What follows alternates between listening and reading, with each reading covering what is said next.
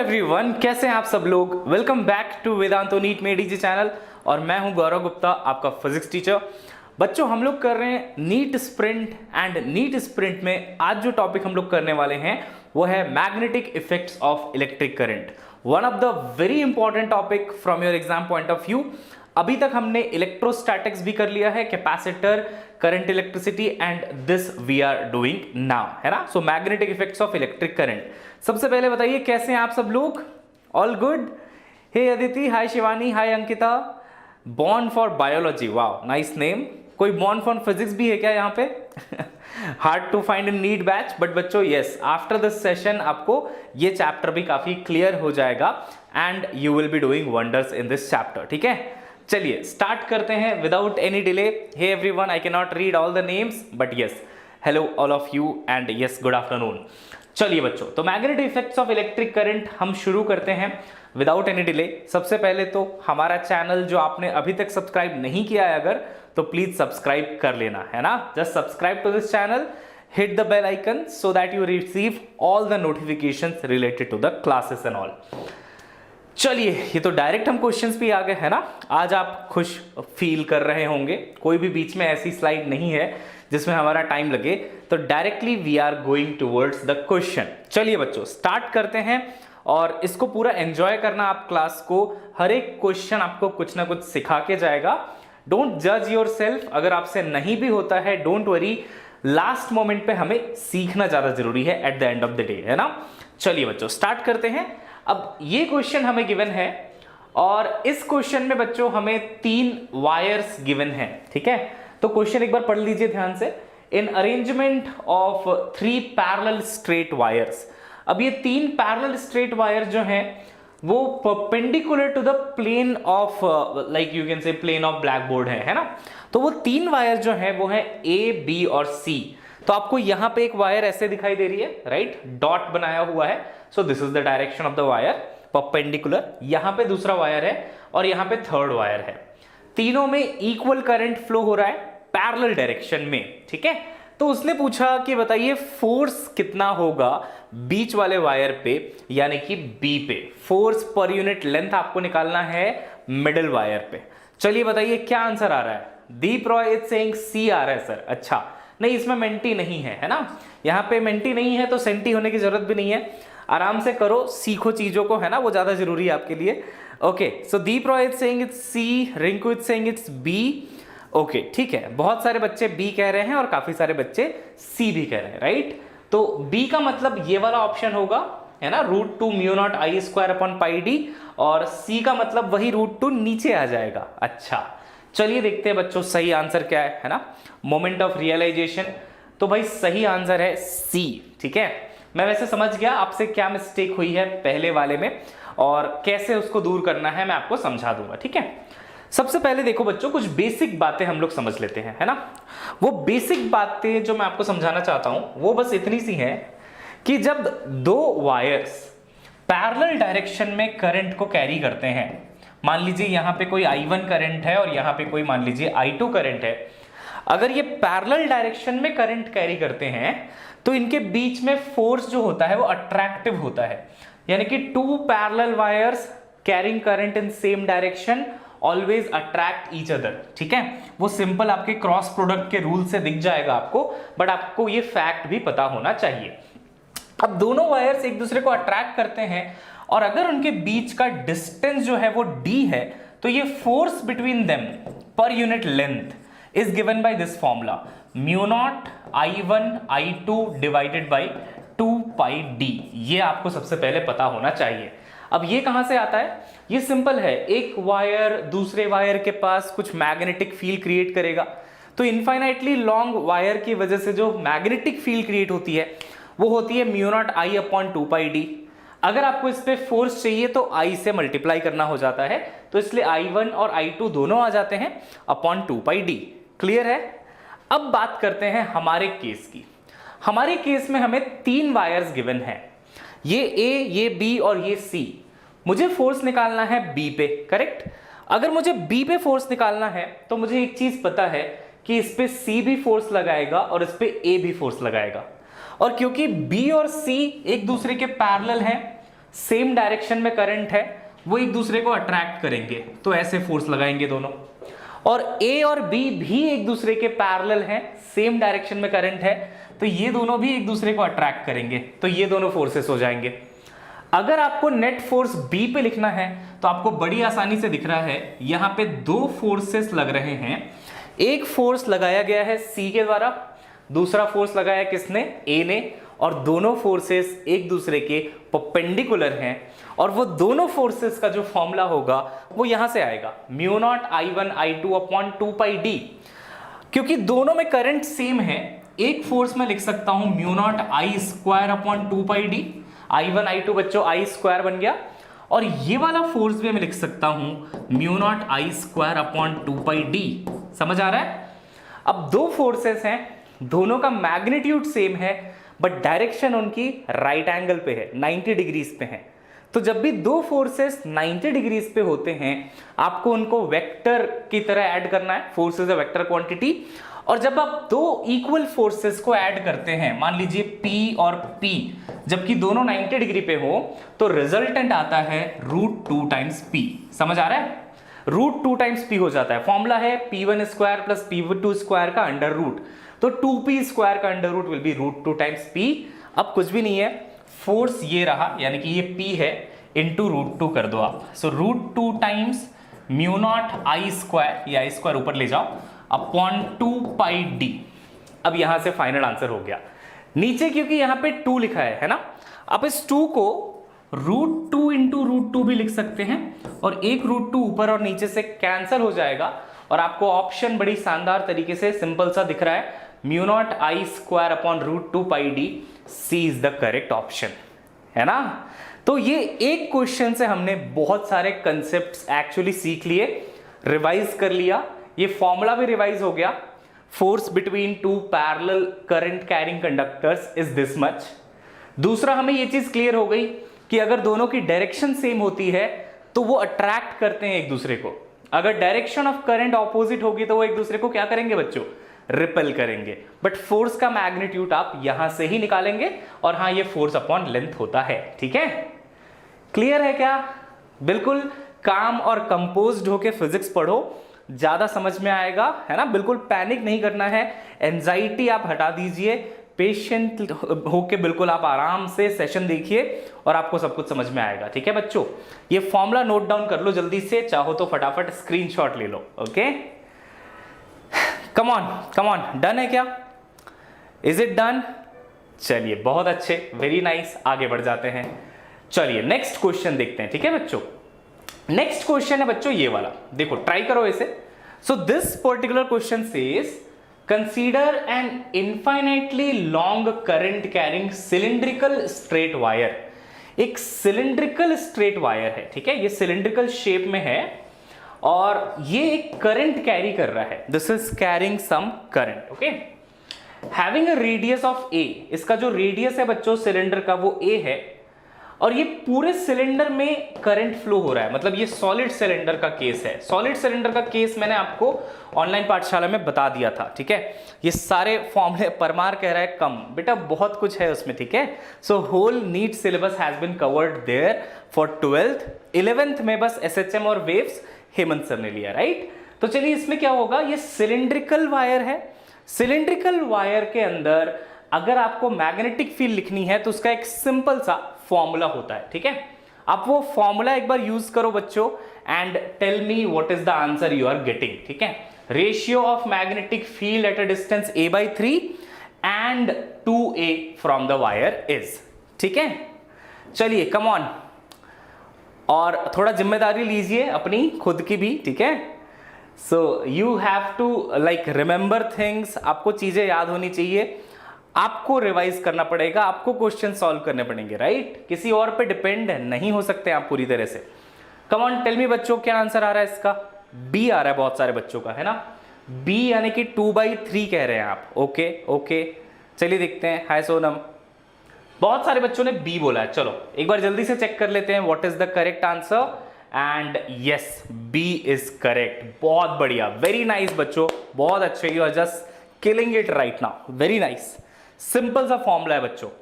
अगर आपको किसी आर रेडियस पे मैग्नेटिक फील्ड चाहिए, देखो ये सिलिंड्रिकल का मैं आपको क्रॉस सेक्शन दिखा रहा हूं, ठीक है, हर जगह करंट है। अगर आपको किसी आर रेडियस पे मैग्नेटिक फील्ड चाहिए सेंटर से, तो उसका फॉर्मूला होता है ये mu not I R upon 2 pi a square, ठीक है, जहां पे आर क्या है बच्चों, सेंटर से उस पॉइंट का डिस्टेंस है जहां पे आप मैग्नेटिक फील्ड निकालना चाहते हैं। तो बस ये वाला फॉर्मूला यूज करिए। पहले आर की वैल्यू आपको a/3 रखनी है यहां पे, दूसरे केस में आपको इसकी वैल्यू रखनी है 2a, है ना। तो दोनों चीजों में जब आप करेंगे इसको solve, you will be getting the answer. अच्छा एक सेकेंड, 2a जो पॉइंट है बच्चों वो बाहर चला जाएगा, getting my point. 2a point की जब आप बात करेंगे तो वो रेडियस से बाहर चला गया। बाहर वाले पॉइंट के लिए सिंपल एक वायर का फॉर्मूला लगता है, और सिंपल वायर का फॉर्मूला किसी भी डिस्टेंस पे क्या होता है, mu not I upon 2 pi are. तो उस केस में आप mu not I upon 2 pi R, R के जगह में 2a रखेंगे। तो याद रखना इनसाइड पॉइंट के लिए जब आप इनसाइड पॉइंट पे निकाल रहे हैं तो फॉर्मूला है mu not I R upon 2 pi a square. और अगर आउटसाइड पॉइंट है तो नॉर्मल उसको एक करंट कैरिंग कंडक्टर ले लो आप, और उसका मैग्नेटिक फील्ड का फॉर्मूला होता है mu not I upon 2 pi R, ठीक है। ऐसा ही सिनेरियो आपने इलेक्ट्रोस्टैटिक्स में भी देखा है। एक सॉलिड स्फीयर के अंदर magnetic field, sorry electric field अलग होती है, बाहर अलग होती है, दोनों का फॉर्मूला अलग अलग है ना। अगर बफर हो रहा है एक बार जल्दी से रिफ्रेश कर लीजिए, ठीक है। I hope it is not buffering for most of you, बिल्कुल सही चल रहा है, स्मूथ है सब कुछ, है ना, नो बफरिंग। चलिए बहुत अच्छे। क्या ये क्वेश्चन सभी को क्लियर है? इनसाइड पॉइंट का फॉर्मूला ये वाला है और आउटसाइड पॉइंट का फॉर्मूला ये वाला है, दोनों फॉर्मूले आपको यूज करने हैं और डन एंड डस्टेड, ठीक है। चलिए बहुत अच्छे, आगे बढ़ जाते हैं, let's move ahead now, and आपको पीडीएफ में सॉल्यूशन भी मिल जाएगा, ठीक है। चलो ये क्वेश्चन ट्राई करो, this is again a nice question and very frequently asked questions, ठीक है। ऐसे क्वेश्चन बहुत ही ज्यादा पूछे जाते हैं, ट्राई करिए एक बार। A long wire carrying a steady current is bent into a circular loop of 1 turn. तो पहले वो एक लूप में है, बाद में magnetic field at the centre of the loop is B, but later on it is bent into circular coil of n turns, ठीक है। तो पहले सिर्फ एक टर्न का लूप है, मैग्नेटिक फील्ड सेंटर पे बी है, बाद में उसको n नंबर ऑफ टर्न्स पे यू कैन से वाइंड कर दिया है, and then what is the magnetic field he is asking. चलिए बताइए क्या होगा इसका answer. Yes, what is the answer for this? बहुत सारे बच्चे बी कह रहे हैं, है ना। ओके, बी का मतलब n square into capital B. अच्छा चलिए चेक कर लेते हैं, बिकॉज डेमोक्रेसी काफी कम है यहाँ पे, सब लोग एक ही ऑप्शन की तरफ जा रहे हैं, है ना। ओके, सी भी कह रहे हैं कुछ बच्चे। अच्छा, कुछ लोग सी कह रहे हैं, कुछ लोग बी कह रहे हैं, यानी n स्क्वायर बी और 2nb में कंफ्यूजन है ना। चलिए चेक करते हैं मोमेंट ऑफ रियलाइजेशन, और करेक्ट आंसर है बच्चों बी, ठीक है, very nice. Those who give the correct answer congratulations, बहुत अच्छे। जिनको नहीं समझ में आया एक बार देखो सॉल्यूशन कैसे करना है, ठीक है। अच्छा क्वेश्चन है, इसका आपको तरीका सीखना ज्यादा जरूरी है, आंसर याद करने की कोशिश मत करना, ठीक है, क्योंकि वो कुछ भी पूछ सकते हैं इससे रिलेटेड। उसने आपको सबसे पहले बोला कि एक लूप है, सबसे पहले मान लीजिए उस एक लूप का रेडियस r है, ठीक है बच्चों। अगर एक लूप का रेडियस r है और मान लीजिए लेंथ ऑफ द लूप जो आपने वायर लिया होगा, लॉन्ग वायर, उसका लेंथ मान लो l है, तो l और r में क्या रिलेशन होगा? l मतलब इसका पेरीमीटर हो जाएगा वो, है ना, this is the length, and that is equal to 2 pi into R. तो ये तो रिलेशन हो गया r और l में। लेटर ऑन इसको आपने एक टर्न की बजाय n नंबर ऑफ टर्न्स में वाइंड कर दिया है, तो जाहिर सी बात है अगर मैं इसको ज्यादा टर्न्स में वाइंड करना चाहता हूं तो मुझे रेडियस कम करना पड़ेगा, है ना बच्चों। तो मान लीजिए ये सेकंड केस है, ठीक है, ये बहुत सारे टर्न्स आ गए यहाँ पे, n नंबर ऑफ टर्न्स। अब रेडियस हो गया मान लीजिए स्मॉल r। अब आप लेंथ की वैल्यू क्या लिखेंगे? n टाइम्स, क्योंकि n नंबर ऑफ लूप्स हैं, अगर 5 लूप होंगे तो 5 लिखूंगा यहाँ पे, है ना। तो n टाइम्स, और अगर r रेडियस है अब, तो आप लिखेंगे 2 पाई स्मॉल r। समझ आ रहा है? तो यहां से l और स्मॉल r का रिलेशन आ जाएगा, यहां से l और कैपिटल R का रिलेशन आ जाएगा। उसके बाद क्या करना है, किसी भी सर्कुलर लूप में अगर करंट I फ्लो हो रहा है तो मैग्नेटिक फील्ड दिया जाता है इस फॉर्मूले से, mu naught I upon 2 into are. ये लो, यहां पे आर की वैल्यू रखेंगे, है ना, यहां पे आर की वैल्यू रखेंगे। सेकेंड केस में क्या होगा, n times mu not I divided by 2 into small R. अब यहां पे मैंने n टाइम्स क्यों किया है, क्योंकि एक लूप का मैग्नेटिक फील्ड ये होता है, अगर यहां पे n नंबर ऑफ लूप्स हैं तो n से मल्टीप्लाई करेंगे, और लूप का रेडियस स्मॉल r है तो यहां पे स्मॉल r लिखना पड़ेगा। नेक्स्ट स्टेप में आप सिर्फ स्मॉल r को और कैपिटल R को यहां दोनों फॉर्मूले से रिप्लेस कर लीजिए L के टर्म्स में। L और L कैंसिल हो जाएंगे जब आप इनका रेशियो लेंगे और आंसर आएगा B, ठीक है। अगर आपको कैलकुलेशन देखनी है ज्यादा डिटेल में तो यहां पे लिखी हुई है कैलकुलेशन, ठीक है। पहले वाले के लिए mu not I upon 2r capital R के साथ, है ना। दूसरे वाले के लिए you have to take small r with n multiplied, ठीक है। चलिए, is it done everyone, tell me, is it done all of you? Simple है क्या, बहुत, है ना। चलिए, तो यहां पे सिर्फ आपको ये दोनों रिलेशन समझने हैं, L इक्वल टू 2πr और L is equal to n times 2π into small r। कितने लोगों से ये क्वेश्चन हो गया था करेक्टली, बताइए एक बार। How many of you solve this question correctly like this only? हाँ, ओके, ठीक है, बहुत सारे बच्चों का हो गया था, है ना। चलिए, वेरी नाइस, आगे बढ़ते हैं बच्चों। नेक्स्ट क्वेश्चन, अब ये प्रोटॉन और अल्फा पार्टिकल, ये भी बहुत ही जो है कि कॉमन क्वेश्चन है आपके एग्जाम का। चलिए, ये क्वेश्चन ट्राई करिए all of you. So this question says proton है, अल्फा पार्टिकल है, both enter a region of uniform magnetic field. Okay Mukesh, कोई नहीं, नेक्स्ट टाइम आप कर सकते हैं। I can see some of you are having your DP as our Vedantu NEET Made Easy, right? Awesome, awesome to see that. Manish का है, खुशबू का है, कुछ बच्चों का है, ग्रेट। तो देखो, प्रोटॉन और अल्फा पार्टिकल है, वो एक मैग्नेटिक फील्ड रीजन में एंटर करते हैं, moving at right angles to the magnetic field, 90 degree angle बना के एंटर करते हैं, है ना। अब उसने बोला radius of circular orbit for the particles is equal, दोनों का रेडियस इक्वल है, तो दोनों सेम रेडियस का सर्कुलर मोशन कर रहे हैं, okay. And the kinetic energy acquired by proton is 1 mega electron volt. Proton की काइनेटिक एनर्जी कितनी गिवन है? 1 mega electron volt. He is asking the energy acquired by the alpha particle will be. Energy of the alpha particle कितना होगा? Thank you Vishnu. Okay, Sakshi is telling a, Salwa Zafar is saying A. Okay, बहुत सारे बच्चों का A answer आ रहा है ना। ए मतलब 1.5 मेगा इलेक्ट्रॉन वोल्ट। अच्छा, ऐसा क्यों लग रहा है आपको कि ए होगा आंसर? चलिए देखते हैं, चेक करते हैं एक बार, ठीक है। बहुत सारे बच्चे बी भी कह रहे हैं, कुछ बच्चे सी भी कह रहे हैं, लेकिन सबसे ज्यादा लोगों ने बोला है ए। अच्छा, चलो देखते हैं, है ना, पता करते हैं, पता करो क्या सही आंसर है। तो मोमेंट ऑफ रियलाइजेशन, और oh, B is the correct answer. कितने लोगों का बी आया आंसर, बताइए मुझे एक बार। How many of you got B as the answer? बहुत सारे बच्चों का ए आया है, मुझे दिख रहा है, बट बी किन का आया है? Khushboo Chaudhary got B as the answer, है ना। अच्छा, चलिए चलिए मैं आपको समझाता हूं आखिर इसको सॉल्व कैसे करना है। देखो बच्चों, तो जब कोई मैग्नेटिक फील्ड गिवन है और अगर कोई चार्ज पार्टिकल यहां किसी v वेलोसिटी से अंदर आता है 90 डिग्री बनाते हुए, ध्यान से सुनो कैसे होगा, है ना। तो ये सर्कुलर मोशन करता है, आप सभी को पता होना चाहिए। जब 90 डिग्री का एंगल होता है तो सर्कुलर मोशन होता है। ये जो सर्कुलर मोशन होता है इसका रेडियस दिया जाता है इस फॉर्मूले से, mv divided by q into b। सबको पता है क्या? Radius of circular motion of charge particle in the magnetic field is given by mv by qb। ये सिर्फ दोनों फोर्सेस को इक्वेट करके आता है, सेंट्रीफ्यूगल फोर्स और मैग्नेटिक फोर्स, है ना। तो mv अपॉन qb।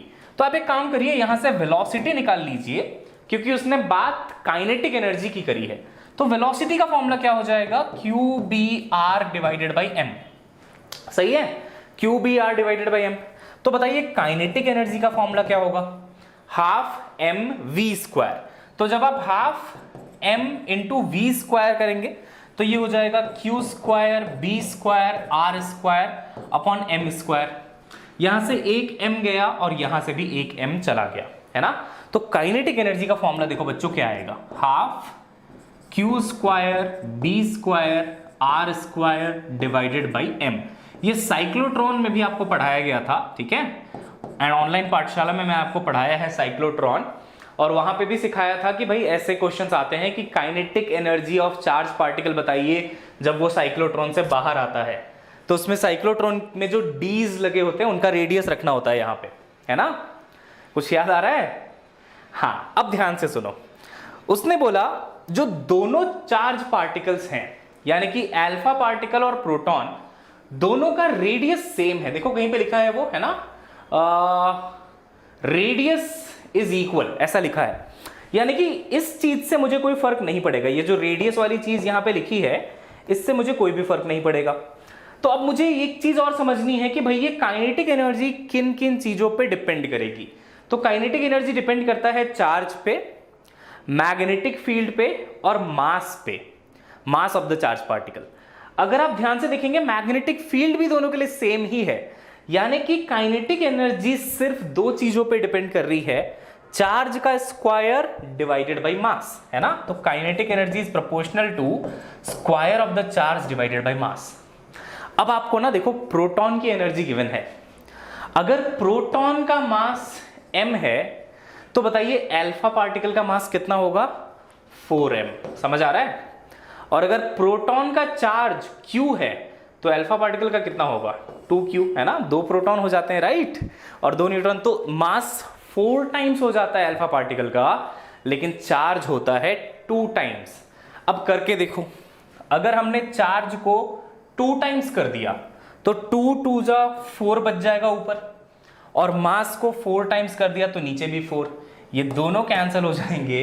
तो फैक्टर क्या आया? 1 इलेक्ट्रॉन वोल्ट ही तो आया, है ना? 1 मेगा इलेक्ट्रॉन वोल्ट ही आ जाएगा आपका आंसर।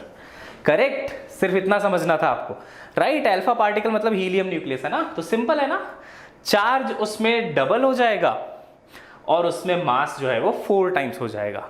करेक्ट, तो ऊपर भी 4 क्योंकि चार्ज डबल हुआ है, 2 2 जा 4, और नीचे भी 4 क्योंकि मास हो गया 4 टाइम्स। दोनों कैंसल, करेक्ट आंसर सेम रहेगा, 1 electron volt 1 mega electron volt, it will not change I mean at all. कुछ समझ में आया, है ना? अब देख लो क्या गलती करी थी सबने, क्योंकि 1.5 आंसर दिया था आपने, है ना? तो एक बार चेक कर लेना कि आखिर कहां पे गलती हुई है। डन। जिनको बफर हो रहा है, लैग हो रहा है, एक बार रिफ्रेश कर लो। बच्चों समझ में आ रही है क्या class? I have taken the questions which are very relevant to your examination, ठीक है? यहां पे जो भी आपको फॉर्मूले दिख रहे हैं वो सब भी एक बार रिवाइज करते हुए चलना, एंड किसी भी स्प्रिंट क्लास में आने से पहले आपको एक बार सारे फॉर्मूले याद रखने चाहिए, ठीक है? दैट इफ यू डू आपको ज्यादा समझ में आएगा क्लास में। करेक्ट है, सब सही चल रहा है, आगे बढ़ जाएं। अच्छा, मास को 2m ले लिए थे, ओके, अभी समझ में आया क्या मिस्टेक किया था। चलो ठीक है, आगे बढ़ जाते हैं, है ना? चलो ये वाला क्वेश्चन ट्राई करो बच्चों। This question says there is a long straight wire which carries a certain current and produces a magnetic field.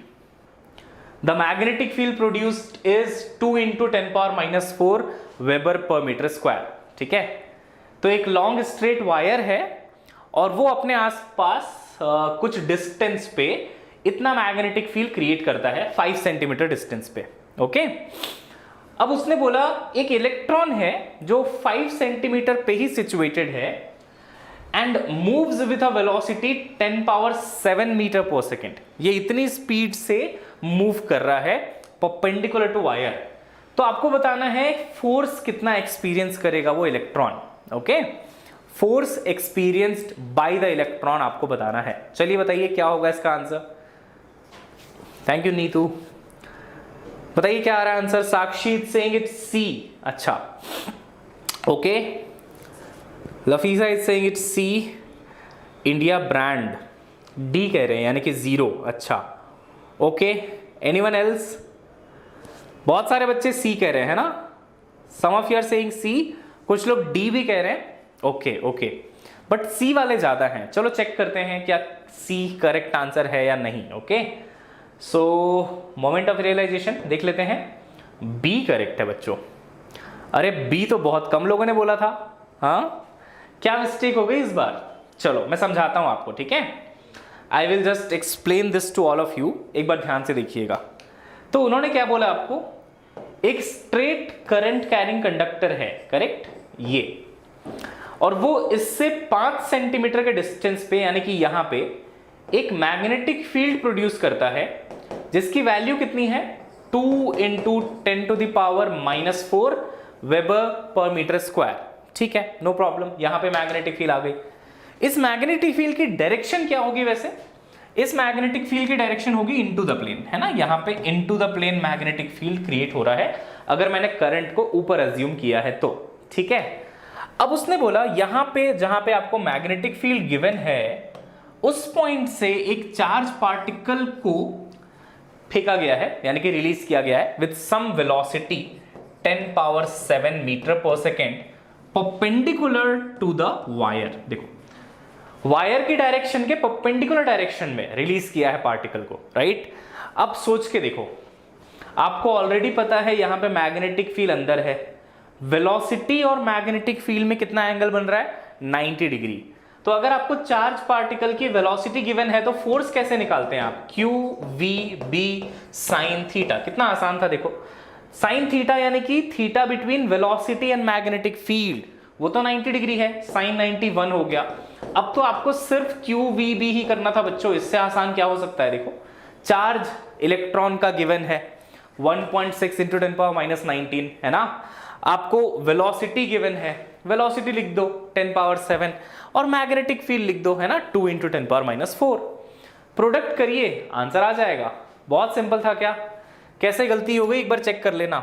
So 1.6 into 2 का फैक्टर दिख रहा है, 3.2 वाला ही करेक्ट आंसर होना चाहिए, है ना। So B is the correct answer. जिन लोगों का 2 रह गया था उनका आंसर आएगा सी, है ना, तो 2 को मत भूलिए वहां पे, ठीक है। चलिए, वेरी नाइस, आगे बढ़े क्या? सिंपल क्वेश्चन था, है ना, I hope you got it. चलिए, so B is the correct answer. Next one, अच्छा क्वेश्चन है, this is a very nice question. ये मेंटी नहीं है बेटा, कोई मेंटी का कोड पूछ रहा है, this is not Menti, okay, ये सिंपल स्प्रिंट है। 11th का टॉपिक हेमंत सर करा रहे हैं ना बच्चे, Mukesh, Hemant sir will be completing the 11th का टॉपिक, ओके। हाँ, क्या आ रहा है आंसर बताइए? एक स्क्वायर लूप गिवन है, carrying a current I, steady current I, placed in a horizontal near a long horizontal straight current carrying conductor, steady current I1, distance d from the conductor. हाँ, देखो कुछ भी नहीं है इसमें, बहुत सिंपल है। एक यहां पे लूप गिवन है ना, एक स्क्वायर लूप गिवन है और यहां पे एक straight current carrying conductor given है। इसमें करंट I1 है और इसमें करंट I है, ये दोनों d डिस्टेंस पे हैं एक दूसरे से, ठीक है। उसने पूछा फोर्स कैसे होगा, नेट अट्रैक्टिव होगा, नेट रिपल्सिव फोर्स होगा away from the conductor, torque act करेगा, क्या होगा, है ना। 4 ऑप्शंस हैं, बताइए क्या होगा यहाँ पे। Everyone tell me, a very highly conceptual question, ठीक है, बहुत कंसेप्चुअल क्वेश्चन है और ज्यादा कुछ इसमें नहीं है। क्या आ रहा है आपका आंसर? रे ऑप्टिक्स में वन शॉट कर लेंगे बहुत जल्दी ललित, है ना, don't worry about it, and after this will be doing the ray optics in sprint also, don't worry about it. Net attractive force towards the conductor कोई तो कह रहा है, अच्छा ए कह रहे हैं बहुत सारे बच्चे, है ना, this time you are saying A. चलिए चेक कर लेते हैं, and yes, A is the correct answer. बहुत अच्छे, चलो एक बार मैं जल्दी से ना आपको एक्सप्लेन कर देता हूं। देखो, सो बच्चों एक सिंपल सा लॉजिक लगाना है आपको। इस फ्रेम में जो अलग अलग कंडक्टर्स हैं 4, उनको अलग अलग कंसीडर करो इस कंडक्टर के साथ। तो मैं क्या कहना चाहता हूं, देखो यहां पे एक वायर इस तरफ है ना, इस तरफ करंट है उसमें, और यहां पे भी एक वायर है जिसमें करंट इसी तरफ है, ठीक है। अब अभी मैंने आपको बताया था आज के फर्स्ट क्वेश्चन में, जब पैरेलल डायरेक्शन में करंट होते हैं तो वो एक दूसरे को अट्रैक्ट करते हैं, राइट। तो ये दोनों एक दूसरे को अट्रैक्ट करेंगे, इसका मतलब है इस पे फोर्स इधर होगा, इस पे फोर्स इधर होगा, करेक्ट। अब अगर इसकी बात की जाए, ये नीचे वाले वायर की, तो ये ऑपोजिट डायरेक्शन में करंट कैरी कर रहा है with respect to this one, तो ये दोनों एक दूसरे को रिपल करेंगे, राइट। ये वाले को अट्रैक्ट करेगा ये वायर, ऊपर वाले वायर को, बट नीचे वाले वायर को ये रिपल करेगा। अब ये रिपल्शन स्ट्रांग होगा या अट्रैक्शन स्ट्रांग होगा? अट्रैक्शन स्ट्रांग होगा, क्योंकि ये वायर जो अट्रैक्ट हो रहा है वो दूसरे वाले वायर के बहुत पास है, ठीक है। तो ये अट्रैक्ट होगा क्योंकि दोनों सेम डायरेक्शन में करंट हैं, plus this is very near by two this conductor, तो इस पे ज्यादा फोर्स लगेगा, तो अट्रैक्शन विल बी मोर। ये रिपल्शन थोड़ा वीक होगा क्योंकि ये वायर काफी दूर में है, तो अगर रिपल्शन वीक है अट्रैक्शन स्ट्रांग है तो फाइनली तो ये अट्रैक्ट ही होने वाला है। ठीक है, करेक्ट एवरीवन, गॉट इट। इन दोनों का फोर्स तो कैंसिल हो जाएगा ऑपोजिट डायरेक्शन में, तो उसके लिए आपको टेंशन लेने की जरूरत नहीं है। ठीक है, बट हाँ इन दोनों के फोर्सेस ये ज्यादा होगा और ये कम होगा, that is why net attractive force will be acting. सभी को क्लियर हुआ क्या? अच्छा कंसेप्चुअल क्वेश्चन था, इसमें कोई न्यूमेरिकल वैल्यू नहीं थी, बट हाँ दिमाग लगाना था, है ना? Got it everyone? चलिए, और इसमें ज्यादातर लोगों ने सही आंसर भी दिया था, so that is also a nice thing. तो ए इज द करेक्ट आंसर। चलिए ठीक है, आगे बढ़ जाते हैं। Under the influence of a uniform magnetic field, a charged particle moves with a constant speed v in a circle of radius r. The time period of rotation of the particle is, come on,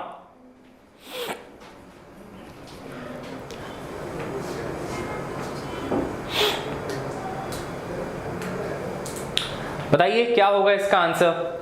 time period किन किन चीजों पे depend करता है, ऐसा पूछ रहे हैं वो आपसे, है ना? Come on everyone, tell me what is the answer for this? It depends on R, not on V. Depends both on V and R. Depends on both V and R. इसमें independent लिखा है, इसमें depends लिखा है, और यहाँ पे लिखा है depends on V and not on R. B होगा। अच्छा, बहुत सारे बच्चों ने बोला B होगा, यानी कि independent of V and R। कुछ बच्चे C भी कह रहे हैं, है ना? चलो ठीक है, करेक्ट है, B is the correct option। Very good बच्चों। और बहुत सिंपल सा इसका एक फॉर्मूला होता है टाइम पीरियड का, 2πm/qb, है ना? 2πm/qb होता है। बेसिकली इसको लिखने का तरीका ऐसा होता है, टाइम पीरियड को आप लिखते हैं total distance covered which is 2πr divided by velocity. और अगर आपको अभी याद होगा, मैंने r का आपको फॉर्मूला बताया था, mv/qb होता है सर्कुलर मोशन में, है ना? तो यहां पे लिख दीजिए आप 2πr को लिख सकते हैं mv/qb डिवाइडेड बाई v। ये v और v कैंसिल, तो सब कुछ तो गायब हो गया, v और r, है ना? आपके पास सिर्फ क्या बचा है? 2πm divided by q into b, formula which is worth remembering also. ठीक है, आपको इसको याद रखना चाहिए। ठीक है, चलिए, very good, let's move ahead now. Magnetic field due to a 0.1 ampere current flowing through a circular coil of radius 0.1 meter and 1000 turns at the center of the coil is। ये तो बहुत आसान है क्या? चलिए बताइए। How to pass in physics, help me out। बेटा अब ये बहुत इनकम्प्लीट क्वेश्चन पूछा है आपने। What is your situation right now? कितना पढ़ा हुआ है आपने? Have you studied well in your school or not? Have you taken any like online classes for that or not? है ना, उस पर डिपेंड करता है। By the way, पास होना तो बहुत ही आसान है। I would say getting a 90% marks is also very easy in boards। ठीक है, just you have to stick to the basics, work hard, और NCERT अच्छे से आप पढ़ लो। ठीक है, and if you have made your some written notes, handwritten notes, keep on revising them from time to time। And whatever topic you are feeling difficulty, we have lectures on the playlist of this channel। Online पाठशाला में जाइए और वहां से आप देख सकते हैं। ठीक है, चलिए क्या आंसर है इसका? So magnetic field due to 0.1 ampere current पूछ रहा है वो। ठीक है, हाँ चलिए देखते हैं how many of you are giving the correct answer. बहुत सारे बच्चे ए कह रहे हैं, कुछ बच्चे बी, डी। अच्छा, इसमें सब कुछ आ रहे हैं। ओके, यस, क्रैश कोर्स में आई टीच एग्जैक्टली। सो अच्छा, ए कह रहा है, Deep Roy is also saying A. इसमें कंफ्यूजन है कौन सा सही है, बहुत सारे बच्चे अलग अलग कह रहे थे, but yes, A is the correct answer. बेटा इसमें कुछ भी नहीं था, μ0I/2r, ये सारे आपको सिर्फ और सिर्फ फॉर्मूले याद रखने हैं। तो बच्चों अभी तक फिजिक्स से आप इतना ज्यादा डरते हो, I don't know what is the reason behind it. अगर आप ध्यान से देखेंगे तो फिजिक्स जो नीट में आती है वो सिर्फ फॉर्मूले बेस पे आती है। ठीक है, आपको सिर्फ फॉर्मूला पता होना चाहिए, इनफ प्रैक्टिस होनी चाहिए कि अगर वो फॉर्मूला आ गया तो मैं कैलकुलेट कर पाऊंगा सारी वैल्यूज रख के। और exactly that is the thing in this session also. आज हम क्या कर रहे हैं, वही कर रहे हैं, राइट? ये फॉर्मूला भी आप देखें, ये क्वेश्चन भी सीधा सीधा फॉर्मूला पे बेस्ड है। देखो, μ0NI/2r। अब बच्चा पता नहीं क्यों इतना परेशान रहता है। मैं आपको बता देता हूं, केमिस्ट्री, बायोलॉजी और फिजिक्स में सबसे बड़ा डिफरेंस यही है कि केमिस्ट्री और बायो में कई बार अगर आपको चीजें पता हैं तो आप डायरेक्टली ऑप्शन तक पहुंच जाते हो और गोला टिक कर लेते हो बड़ी आसानी से। लेकिन फिजिक्स में ऐसा नहीं होता है। फिजिक्स में हो सकता है आपको चीजें पता है, हो सकता है आपको प्रोसेस आता है, फॉर्मूला भी याद है, बट करेक्ट ऑप्शन तक पहुंचने के लिए थोड़ा सा एक जर्नी के थ्रू आपको जाना पड़ेगा। उस जर्नी में क्या होगा, जो फॉर्मूला है दिमाग में उसको रिकॉल करके लिखो पेपर में, जो वैल्यूज गिवन है उसको पुट डाउन करो, कैलकुलेट करो। कुछ टाइम पे कुछ क्रॉस प्रोडक्ट, डॉट प्रोडक्ट, ऐसे रूल्स की जरूरत पड़ेगी, डायरेक्शन की जरूरत पड़ेगी, एनालिटिकल क्वेश्चंस होते हैं, थोड़ा दिमाग लगाना पड़ेगा आपको। आप ऐसा नहीं है कि फैक्ट देख के और सीधा ऑप्शन पे जंप करके गोला कर दोगे और सही हो जाएगा, है ना। That can work in bio और chemistry, because sometimes if you know a concept you know it, if you don't know you don't know it. Chemistry bio में ऐसे होता है, करेक्ट। बट यहां पे बच्चों प्रोसेस के थ्रू चलना पड़ता है, फॉर्मूला रखना पड़ता है, सारी चीजें आपको दिमाग में रखनी पड़ेंगी, ठीक है। इसीलिए हम बोलते हैं फिजिक्स में आपको ज्यादा से ज्यादा प्रैक्टिस की जरूरत है, राइट। ये मतलब एनालॉग सिग्नल डिजिटल सिग्नल की तरह नहीं है कि 0 और 1 वाला ही केस है, बीच में भी बहुत सारी चीजें हैं इसमें, ठीक है। चलिए, तो ये बहुत सिंपल था वैसे, mu naught I upon 2r, just आप वैल्यूज पुट करिए, आंसर आ जाएगा। ओके, चलो लेट्स मूव अहेड नाउ। एक और क्वेश्चन ट्राई करते हैं। I think this will be the last question for today. Physics से प्यार है, क्या बात है, तभी आप यहां पे बैठे हैं आज, है ना। गुड गुड, बहुत अच्छे। So the magnetic induction at a point P, which is at the distance of 4 centimeter from a long current carrying wire is 10 power minus 3 Tesla, ठीक है। ये हमें मैग्नेटिक इंडक्शन गिवन है 4 सेंटीमीटर डिस्टेंस पे, which is 10 power minus 3 Tesla. अगर induction eight 12 centimetre चाहिए आपको, है ना, the field of induction eight a distance of 12 centimetre from the current will be. अगर 4 सेंटीमीटर में इतना है तो बताओ 12 सेंटीमीटर कितना होगा। सिंपल है क्या। चलिए, टेल मी एवरीवन। कोई कह रहा है सर नीट के लिए फिजिक्स होना ही नहीं चाहिए। I understand your emotions, but ऐसा नहीं है कि मेडिकल साइंस में फिजिक्स की जरूरत नहीं पड़ती है, ठीक है। और जाहिर सी बात है, आप अभी एनटीए को कन्विंस नहीं कर सकते हैं कि फिजिक्स नहीं होना चाहिए। फिजिक्स तो होगा, वो फैक्ट है, तो बेटर है तैयारी अच्छी कर लो, है ना। हाँ, क्या आंसर आ रहा है बताइए। बहुत सारे बच्चे ए कह रहे हैं, okay. Some of you are saying A, बल्कि most of you are saying A, very nice. तो क्या किया आप लोगों ने, यहाँ पे 10 पावर माइनस 3 है, आपने उसको 1/3 कर दिया, right. Good job, good job, simple है। तो मैग्नेटिक फील्ड का formula near the straight current carrying conductor क्या होता है, mu not I upon 2r, है ना। अगर करंट सेम रखेंगे तो वो r के इनवर्सनली प्रोपोर्शनल है, तो B is inversely proportional to R। अब सिंपल है, जो डिस्टेंस है वो 3 टाइम्स हो गया है, 4 से 12, तो मैग्नेटिक फील्ड 1/3 टाइम्स हो जाएगा। 1/3 टाइम्स को आप 0.33 लिख सकते हैं, तो 3.33 into 10 power minus 4 will be the answer, ठीक है। चलिए, तो yes, I hope you understood this class. देखते हैं एक और क्वेश्चन है शायद, हाँ ये वाला क्वेश्चन एक और है। Long straight wire of radius A carries a steady current. देखो फिर से लॉन्ग स्ट्रेट वायर गिवन है, रेडियस ए, मतलब ये सिलिंड्रिकल वायर है, फिर से रेडियस ए का, ठीक है। आपको दिया है current is uniformly distributed over its cross section, ratio of magnetic field at a/2 and 2a respectively from the axis of the wire. तो यहां से एक बार मैग्नेटिक फील्ड निकालो a/2 पे और एक बार निकालो 2a पे। ये तो सेम क्वेश्चन हो गया जो हमने आज किया था पहला वाला, बट हाँ एक और क्वेश्चन करा रहे हैं आपको, सो that you will have a better practice, ठीक है। चलिए बताइए क्या आ रहा है आंसर। कुछ बच्चे ए कह रहे हैं, okay. Nabeel is saying no doubt option A, okay, ठीक है, सही है, सही है। Mukesh, any book is fine. आप कोई एक बुक उठा लीजिए और पूरी सॉल्व कर दीजिए बस उसको, है ना, सिंपल सा सीन है। बहुत सारी बुक्स के पीछे मत भागना, है ना, शेल्फ को ऐसे भर के रखने से कुछ नहीं होगा। कोई एक बुक उठाओ अच्छी सी, उसको पूरा पूरा सॉल्व कर लो बस। No doubt option A, okay. चलिए देखते हैं, बहुत सारे बच्चे ऑप्शन ए कह रहे हैं, है ना, ऑप्शन ए इज करेक्ट। अब ये आज ही हमने किया था, राइट, अभी थोड़ी देर पहले, पहला क्वेश्चन आज का यही था। तो अगर वो पॉइंट इनसाइड है, यानी कि a/2 पे है, तो फॉर्मूला है हमारा mu not I R upon 2πa²। कुछ याद आ रहा है बच्चों, आज ही बताया था। हाँ, एनसीईआरटीज, यस, उसकी बहुत ज्यादा आपको जरूरत पड़ेगी। फिजिक्स में कुछ लोग एनसीईआरटी छोड़ देते हैं, आपको ऐसा नहीं करना है, एनसीईआरटी भी आपको करनी है ना। एनीवेज बोर्ड्स के लिए भी इंपॉर्टेंट है वो। So mu not I upon 2 pi a square into are, ये अंदर के पॉइंट के लिए फॉर्मूला है। बाहर के पॉइंट का फॉर्मूला तो सिंपल है, जब आपके पास एक करंट कैरिंग कंडक्टर हो तो बाहर के पॉइंट के लिए फॉर्मूला होता है mu not I upon 2 pi are. तो दो बार फॉर्मूला लगाना है, एक बार यहाँ पे a/2 रखना है और इस वाले फॉर्मूले में 2a रखना है, राइट। सॉल्व करेंगे आप तो रेशियो 1 आ जाएगा, ठीक है। चलो बच्चों, आई hope you enjoyed this session. Obviously हमने मेंटी नहीं किया था जहां पे लीडर बोर्ड और वो सब देखने को मिलता है, बट मेरा मोटिव था कि आपको मैं सिखा के जाऊं कुछ, है ना। So that's why I have taken the normal class, और ताकि आपकी लर्निंग ज्यादा से ज्यादा हो, क्योंकि मेरे लिए आपको समझाना ज्यादा जरूरी है, ठीक है।